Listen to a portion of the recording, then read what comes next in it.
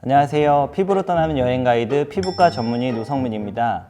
오늘은 여름철의 우리 아이 피부 관리법에 대해서 이야기해 보겠습니다. 이제 보통 여름철에 참 아이들이 피부과에 많이 오시거든요. 아이들 데리고 이제 부모님들이 피부과에 많이 오시거든요. 여름철에 여러 가지 피부 질환이 많이 생기는데 특히 아이들에게 많이 생기는 그런 피부 질환에 대해서 한번 말씀드리고요. 어떻게 하면 관리를 잘 할지 일반적인 관리법에 대해서 말씀드리겠습니다. 자, 우선 첫 번째, 가장 흔하게 오시는 게 땀띠입니다. 땀띠라고 하면 땀관이 막혀서 땀이 축적돼서 배출되지 못해서 생기는 피부염의 일종인데요. 이제 보통 땀관이 성숙하지 않은 아이들에게 많이 생길 수 있고 여름철에 많이 생길 수 있습니다. 해결책은 굉장히 간단한데 아이를 시원하게 해주면 됩니다. 엄마들은 다들 잘 아시겠지만 에어컨이라든가 선풍기 통해서 기온을 좀 서늘하게 하고 옷을 좀 이렇게 벗게 해주고 그렇게 해주면 사실 이 땀띠 같은 경우는 그냥 좋아집니다. 하지만 이 땀띠가 애들이 너무 가려워가지고 많이 긁게 되면 피부염으로 진행되는 경우가 많이 있습니다. 그래서 이러한 경우에는 긁지 않도록 해주는 항히스타민제, 먹는 항히스타민제 시럽이라던가 혹은 국소 스테로이드 크림, 연고 이러한 것들을 바르는 게 도움이 될 수 있는데요. 바르는 스테로이드 연고에 대해서 말씀을 드리면 보통 스테로이드라고 하면은 굉장히 몸에 안 좋고 오래 쓰면 안 되고 스테로이드 크림인데 애한테 발라도 되냐? 이렇게 생각하시는 분들이 있습니다. 등급에 따라서 보통 스테로이드는 1등급에서 7등급까지 강한 걸 1등급, 가장 약한 걸 7등급으로 나눌 수 있는데 보통 아이들을 위한 스테로이드 크림은 낮은 등급이기 때문에 충분히 사용 가능한 그러한 스테로이드 크림이라고 생각하시면 되고요. 7등급에 속하는 게 가장 유명한 게 락티케어, 하티손 같은 그러한 로션들이 가장 약한 스테로이드 약품입니다. 엄마들이 잘 아시는 리도맥스 크림은 5등급, 리도맥스 로션은 6등급. 그래서 이러한 것들도 5등급, 6등급이니까 10등급보다 훨씬 세고 이런 건 아니고요. 5등급, 6등급도 낮은 편이라고 보실 수 있습니다. 그래서 이렇게 리도맥스, 락티케어, 더마톡 이러한 것들이 5등급에서 7등급에 속한 거니까 이러한 것들을 보통 아이들에게 사용할 수 있는 스테로이드 크림이라고 보시면 되고요. 일단 이거는 가려울 때 특히 많이 긁을 때 그러한 부위에 국소적으로 하루에 2번 정도 사용하시고 지침상으로는 일주일 이상 사용하지 않도록 되어 있습니다.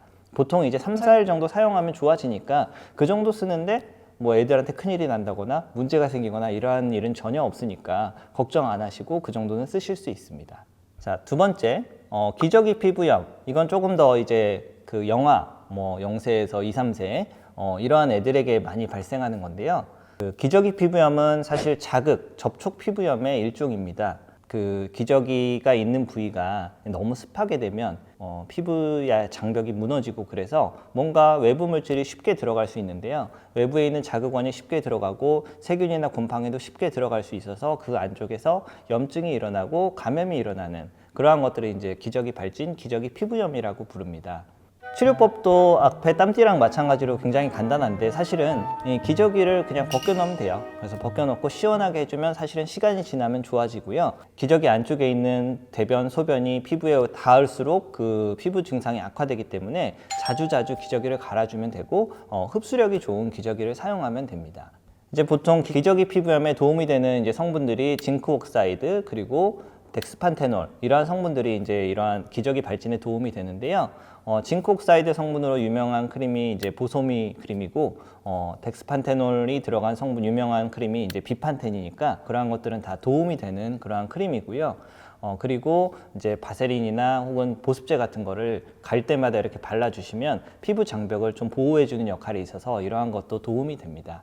이러한 것을 아무리 해도 혹시나 세균 감염이나 진균 감염이 생겨버리면 그거는 병원 가서 치료, 약품을 써야 되기 때문에 계속 이러한 것들을 했는데 호전이 안 된다. 그럼 반드시 병원을 가셔서 진료를 받으시는 게 좋습니다.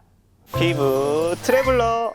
자, 그럼 이게 보통 흔하게 생기는 문제점이었고 어떻게 하면 일반적으로 평소에 관리를 해서 여름철에 우리 아이 피부를 잘 보호할지에 대해서 말씀드리겠습니다. 사실 지금 말씀드린 건 굉장히 일반적인 얘기라서 누구라도 알고 계실 수 있지만 혹시나 리마인드 차원에서 제가 더 말씀드리면 첫 번째, 목욕 샤워 시키기입니다. 사실은 여름철에 정말 땀과 미세먼지, 세균들이 몸에 이렇게 묻어가지고 그대로 들어올 수 있어서 여름철에는 하루에 1회 이상 꼭 목욕과 샤워를 시켜주시기 바랍니다. 두 번째, 옷 적절히 입히기입니다.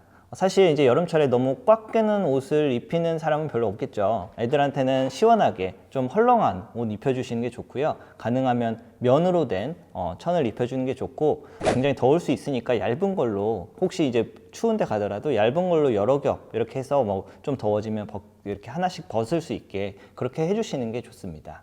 세 번째는 수분 보충 잘하기입니다. 사실 이제 여름철에는 사실 애들이 좀 크면 자기가 이제 목말라 하면서 이제 물을 잘 이렇게 찾아서, 그런 애들은 이제 그냥 잘 물을 주면 되는데, 이제 조금 애가 의사 표현이 어렵거나 하면은 애가 갑자기 소변을 안 본다거나 덜 본다거나 이러면 약간 탈수가 될 수 있으니까, 그러한 탈수 증상을 잘 보셔서 항상 수분 보충을 잘 해주시는 게 필요합니다. 마지막으로 일광 화상 조심하기입니다. 신경 쓰는 어머니들은 자외선 크림을 항상 잘 챙겨서 애들 얼굴에 잘 발라주시고 하는데, 가끔 이제 목이라든지 팔이라든지 다리라든지 이런 분들을 놓치는 분들이 꽤 있어요. 그래서 얼굴, 목, 팔 노출된 부위는 잘 자외선 크림을 발라주시는 게 좋고, 가능하면 뭐 11시부터 2시까지 이런 그 햇빛이 센 그러한 시간에는 그냥 그늘이나 이런 곳에서 놀 수 있도록 신경 써주시면 될 것 같습니다. 피부 트래블러. 네, 이상으로 오늘은 여름철 우리 아이 피부관리법에 대해서 얘기했고요. 저희가 흔하게 접하는 땀띠라든지 기저귀 발진에 대해서 말씀드렸고, 어떻게 하면 여름철에 우리 아이 피부를 건강하게 지킬 수 있을지에 대해서 쭉 설명을 드렸습니다. 오늘 내용 도움되셨으면 좋아요, 구독 눌러주시고요. 저는 다음에 다른 내용으로 찾아오겠습니다. 궁금한 부분이 있으면 댓글 달아주시고 많은 시청 바랍니다.